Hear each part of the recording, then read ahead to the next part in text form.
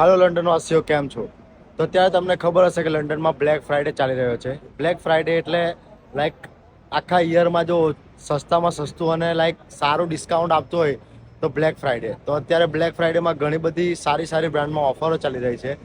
શું તમે પણ મારી જેમ વિચારો છો કે આપણે આપણા ફેમિલીને ગિફ્ટ તરીકે એક પાર્સલ મોકલીએ?